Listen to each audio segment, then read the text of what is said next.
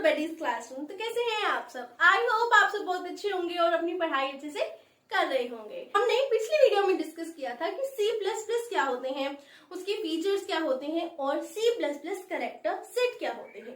तो जिसने previous video नहीं देखी है वो प्लीज विजिट कर लीजिएगा, लिंक आपको नीचे डिस्क्रिप्शन में मिल जाएगा। C++ को जैसे हम पहले डिस्कस कर चुकी हैं, तो आज के वीडियो में दोबारा ना डिस्कस करते हुए एक नया टॉपिक स्टार्ट करते हैं। C++ चैप्टर का ही नया टॉपिक हमारे पास आता है C++ टोकन्स। अब C++ टोकन्स क्या होते हैं उसको आज हम डिटेल में डिस्कस करने वाले हैं। और साथ ही C++ टोकन्स को लेक्सिकल यूनिट भी कहा जाता है। क्या कहा जाता है? Lexical unit. तो अगर पेपर में आपके पास क्वेश्चन आता है कि C++ टोकन्स क्या होते हैं या फिर लेक्सिकल यूनिट्स क्या होती है, तो आपका आंसर सेम रहेगा। क्लियर? तो आइए स्टार्ट करते हैं C++ टोकन्स या फिर लेक्सिकल यूनिट्स। C++ टोकन्स या फिर लेक्सिकल यूनिट। देखिए, the smallest individual unit in a program. क्या कह रहे हैं वो? Smallest individual unit.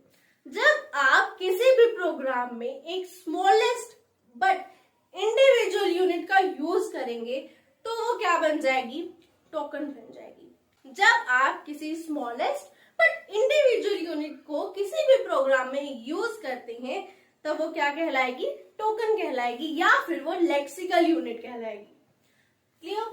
हमें यहाँ पर कुछ टोकन्स के टाइप्स दिए हुए हैं या टोकन्स दिए हुए हैं, जैसे कि कीवर्ड्स, आइडेंटिफायर, कांस्टेंट, पंक्चुएटर, जिन्हें हम सेपरेटर्स भी कहते हैं, और लास्ट है हमारे पास ऑपरेटर। तो ये सब क्या है? टोकन्स के टाइप है कि इन तरह के टोकन्स हो सकते हैं। अब हमने नाम तो पढ़ लिए कि ये इन तरह के टोकन्स हो सकते हैं, पर हमें इनके बारे में डिटेल में नहीं पता। तो आइए इन सबको वन बाय वन करके डिटेल में डिस्कस करते हैं कि ये सब होते क्या है और हम जो प्रोग्राम बनाते हैं तो इनका कैसे यूज करते हैं। तो सबसे पहले आता है हमारे पास कीवर्ड्स। देखिए, फर्स्ट टाइप ऑफ टोकन है हमारे पास कीवर्ड। कीवर्ड को हम रिजर्व वर्ड भी कहते हैं। क्या कहते हैं? Reserve word. तो इसके बारे में देखते हैं। These words are reserved to do specific tasks. ये ऐसे वर्ड्स होते हैं, जो कीवर्ड्स हैं वो ऐसे वर्ड्स हैं जिनको स्पेसिफिक टास्क परफॉर्म करने के लिए ऑलरेडी रिजर्व कर लिया गया है। जैसे आप जब कई बार बाहर खाना खाने जाते हैं, पहले से ही अपनी टेबल रिजर्व करा लेते हैं, तो जब आप पहुंचते हैं तो वो आपको टेबल प्रोवाइड करा दी जाती है। तो यहाँ पे क्या है? यहाँ पे वर्ड्स को ऑलरेडी रिजर्व करा लिया गया है किसी एक स्पेसिफिक टास्क के लिए। And must not be used as normal identifier names. और इन्हें नॉर्मल आइडेंटिफायर की तरह यूज नहीं किया जा सकता। नॉर्मल आइडेंटिफायर अलग है और जो कीवर्ड्स हैं या जो फिर रिजर्व वर्ड है वो अलग है। तो इन दोनों को एक दूसरे के लिए यूज नहीं किया जा सकता। हमारे पास C++ के कुछ कीवर्ड्स हैं, जैसे कि class, do, while, private, for, switch, go to, else, case, new, if, etcetera. ऐसे बहुत सारे वर्ड्स हैं जिन्हें आप यहाँ पर एग्जाम्पल लिख सकते हैं। जब हम C++ को आगे और अच्छे से डिटेल में डिस्कस करेंगे तब आपको इन सब के बारे में और डिटेल में जानने को मिलेगा। अभी फिलहाल के लिए आप इनके नेम्स याद कर लीजिएगा। तो ये था कीवर्ड्स के बारे में। कीवर्ड्स क्या होते हैं या फिर रिजर्व वर्ड्स क्या होते हैं। सेकंड टाइप ऑफ टोकन है हमारे पास आइडेंटिफायर, जिसे हम वेरिएबल्स भी कहते हैं।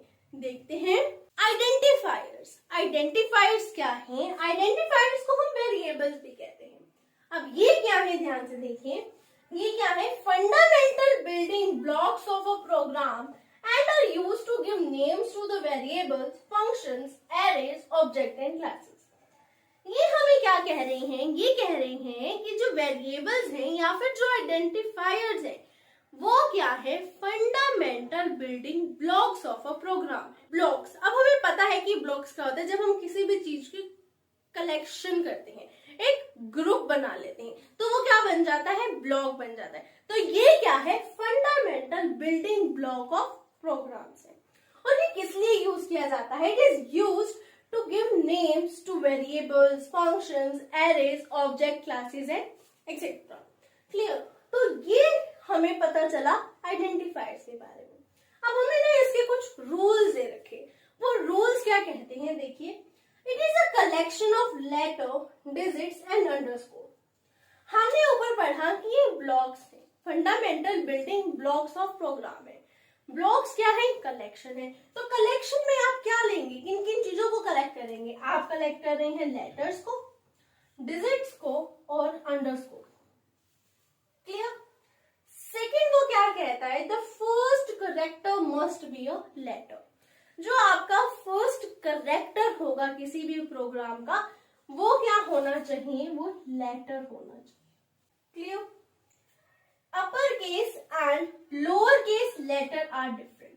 जब आप C++ लैंग्वेज में प्रोग्रामिंग कर रहे हैं तो आप ध्यान रखेंगे कि आप अपर केस लेटर यूज कर रहे हैं या फिर आप लोअर केस लेटर यूज कर रहे हैं, क्योंकि C++ लैंग्वेज में दोनों का अलग मीनिंग हो जाता है।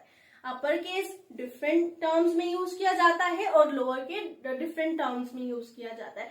तो जब आप भी कोई भी प्रोग्रामिंग कर रहे हैं तो आप ये बात ध्यान में रखेंगे कि आप अपर केस कर रहे हैं या फिर लोअर केस कर रहे हैं। Means C++ is a sensitive language. अब यहाँ पर हमने ये तो कह दिया कि upper case lower case different हो जाते हैं, इस बात का हमें ध्यान रखना है। पर हाँ, यहाँ पर डिफरेंट क्यों हो जाते हैं? क्योंकि जो हमारी C++ लैंग्वेज है वो थोड़ी सी सेंसिटिव है। ये छोटी से छोटी गलती को भी पकड़ लेती है और अपर केस और लोअर केस के यहाँ पे मीनिंग डिफरेंट हो जाते हैं। नेक्स्ट रूल क्या कहता है? All the characters are significant. जितने भी कैरेक्टर्स आप यूज करेंगे किसी भी प्रोग्रामिंग में, वो क्या है? सिग्निफिकेंट है। क्या है? सिग्निफिकेंट है।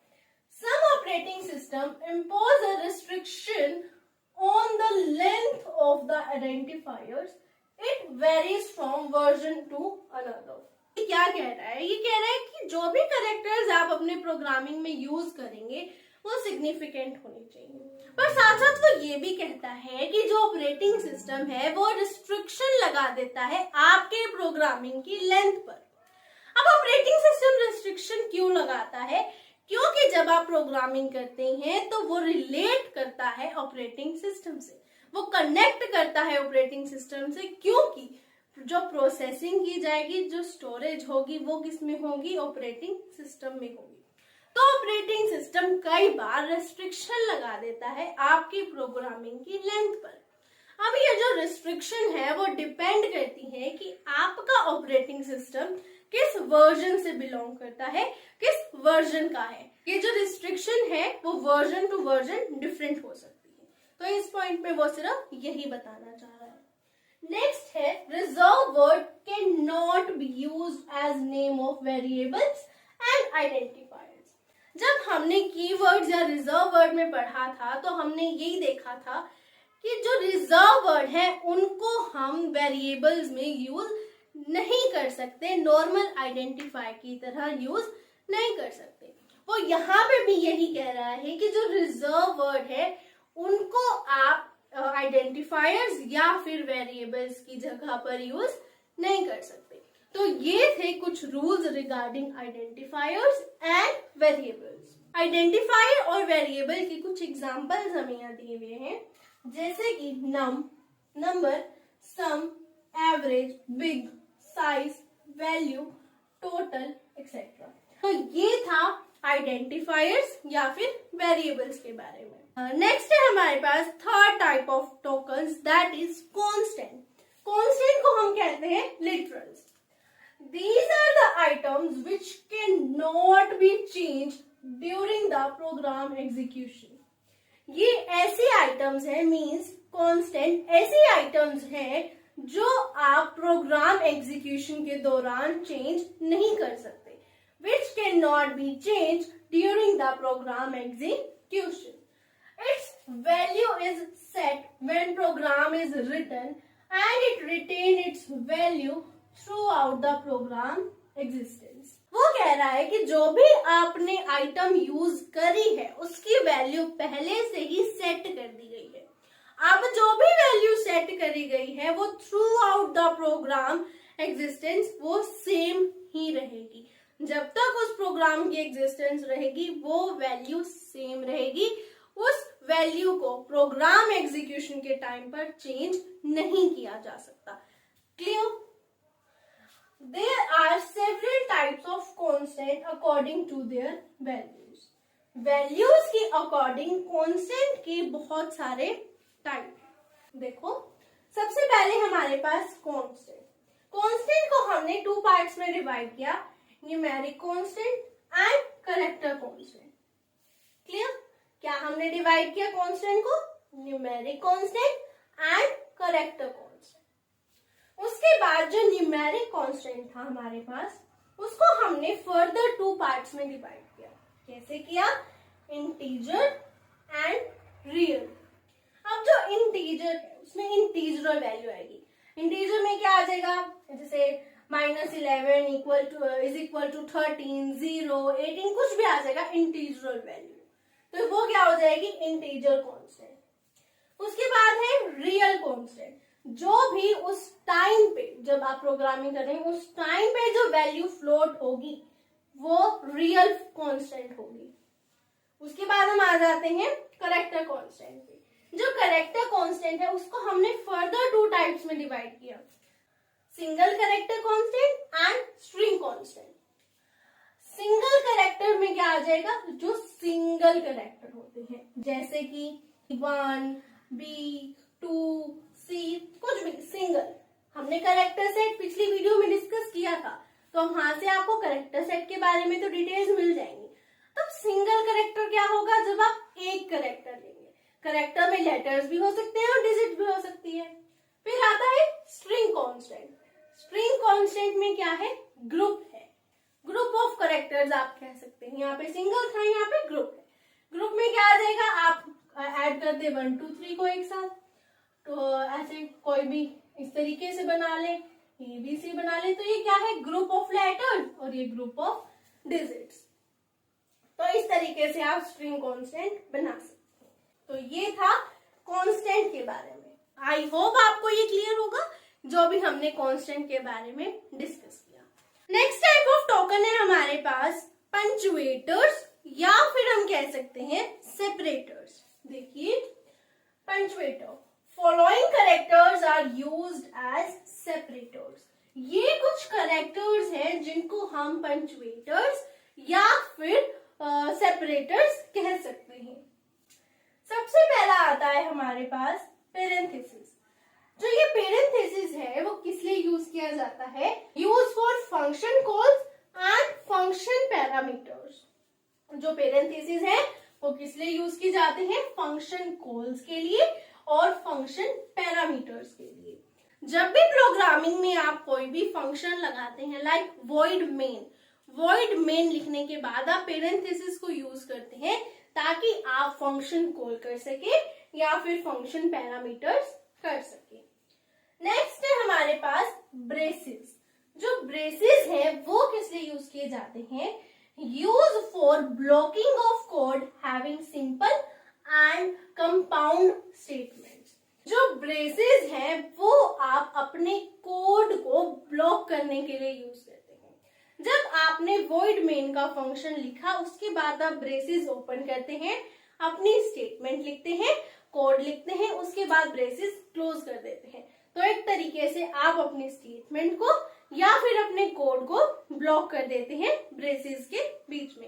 ये आपको थोड़ा सा अभी कॉम्प्लिकेटेड लग रहा होगा, बट आपको धीरे धीरे ये समझ में आने लगेगा। जैसे जैसे हम आगे अपना जो टॉपिक है वो कंटिन्यू करते जाएंगे, आपको ये सारी चीजें क्लियर होती जाएंगी। अभी के लिए फिलहाल आप इतना समझिए कि जो ब्रेसेस है वो स्टेटमेंट को ब्लॉक करने के लिए यूज किए जाते हैं, चाहे वो स्टेटमेंट सिंपल हो चाहे वो स्टेटमेंट कंपाउंड हो। नेक्स्ट है हमारे पास ब्रैकेट्स। अब जो ब्रैकेट्स है वो किस लिए यूज किए जाते हैं? Use for enclosing subscripts in case of single and multi dimensional array. जब आप अपने प्रोग्राम में कोई भी एरे यूज करते हैं, चाहे फिर वो सिंगल एरे हो या फिर वो मल्टी डायमेंशनल एरे हो, तब आप ब्रैकेट्स को यूज करते हैं। नेक्स्ट है comma. Comma is used for separating arguments, parameters, list in a function.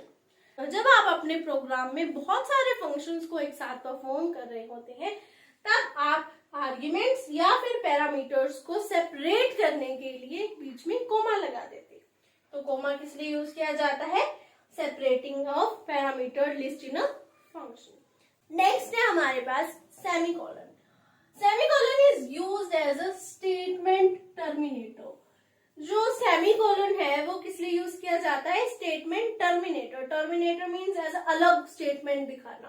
तो सेमीकोलन किस लिए यूज किया जाता है? स्टेटमेंट टर्मिनेटर के लिए। नेक्स्ट है colon. Colon is use in case of labelled statement. जब आपकी स्टेटमेंट लेबल्ड होगी तब आप क्या यूज करेंगे? कॉलन यूज करेंगे। नेक्स्ट है इक्वल टू साइन। जो इक्वल साइन है वो आप किस लिए यूज करते हैं? It is use for assignment and initialisation of variables. जब आप कोई भी वेरिएबल इनिशियलाइज करते हैं तब आप इक्वल का साइन यूज करते हैं, या फिर आप किसी वेरिएबल को वैल्यू असाइन कर रहे हैं, जैसे a is equal to b is equal to 2। तो यहाँ पे आपने क्या यूज किया? इक्वल साइन को यूज किया। क्या आप यहाँ पे क्या कर रहे हैं? वेरिएबल्स को वैल्यू असाइन कर रहे हैं। क्लियर? नेक्स्ट है हमारे पास pound sign. Pound sign use for preprocessor directives. जो पाउंड साइन है वो किस लिए यूज किया जाता है? प्री प्रोसेसर डायरेक्टिव्स के लिए। क्लियर? तो ये था पंचुएटर्स या फिर सेपरेटर्स के बारे में। आई होप आपको क्लियर होगा। लास्ट बट नॉट लीस्ट हमारे पास है operator, which is fifth type of token. देखिए, these are the token that do some computation when applied to variables and other object in an expressions। ये क्या है? ये इस तरह के टोकन हैं जब इन्हें अप्लाई किया जाता है किसी भी वेरिएबल पे या फिर किसी दूसरे ऑब्जेक्ट पे, तो ये क्या परफॉर्म करते हैं? कंप्यूटेशन परफॉर्म करते हैं। These are the tokens which do some computation। जब आप अपने प्रोग्रामिंग में, अपने प्रोग्राम में इन्हें अप्लाई करते हैं तो ये कुछ ना कुछ कैलकुलेशंस करते हैं। ठीक है? C++ has a rich set of operators. C++ क्या है? इसमें बहुत सारे तरह के ऑपरेटर्स जो है यूज किए जाते हैं। ऑपरेटर्स के मामले में जो C++ लैंग्वेज है वो एकदम रिच में आती है। Clear? It includes all the C operators. इसमें क्या है? C लैंग्वेज के सारे ऑपरेटर्स। देखो, जब हमने पिछले वीडियो में C++ के बारे में डिस्कस किया था तो ये देखा था कि जो बजाने स्ट्रोस्ट्रप थे उन्होंने ये पाया था कि जो C लैंग्वेज है वो लैक कर रही है सिमुलेशन से और बहुत सारी चीजों से। तो उन्होंने अपनी फेवरेट लैंग्वेज दैट इज सिमिला 67 से कुछ एडिशनल फीचर्स लिए और C लैंग्वेज में डाल के उसे C++ लैंग्वेज बना दिया। तो वहां से ये बात आई कि जो C++ लैंग्वेज है उसमें C के भी फीचर्स हैं और सिमिला 67 के भी फीचर्स हैं। तो जब C++ में C के फीचर्स हैं तो क्या ऑपरेटर्स नहीं होंगे? होंगे ना। तो वो यही कह रहा है, it includes all the C operators. C language के सारे ऑपरेटर्स एंड सब एडिशनल ऑपरेटर्स। एडिशनल ऑपरेटर्स भी होंगे। और वो एडिशनल ऑपरेटर्स कहां से आए? हम कह सकते हैं कि वो सिमिला 67 से आए। कुछ एडिशनल ऑपरेटर्स हमने यहाँ लिखे हैं, देखते हैं। ये सबसे पहला आता है हमारे पास यूनरी ऑपरेटर। इसका सिंबल क्या है? ये। फिर प्लस प्लस सिंबल यूज किया जाता है किसके लिए? इंक्रीमेंट दिखाने के लिए। जब आपको अपने प्रोग्राम में इंक्रीमेंट शो करना है तब आप क्या यूज करेंगे? ऑपरेटर प्लस प्लस ऑपरेटर आप यूज करेंगे। नेक्स्ट है डिक्रीमेंट ऑपरेटर। जब आपको अपने प्रोग्राम में कोई भी वैल्यू डिक्रीज करके दिखानी है या कोई डिक्रीमेंट करना है तो आप क्या यूज करेंगे?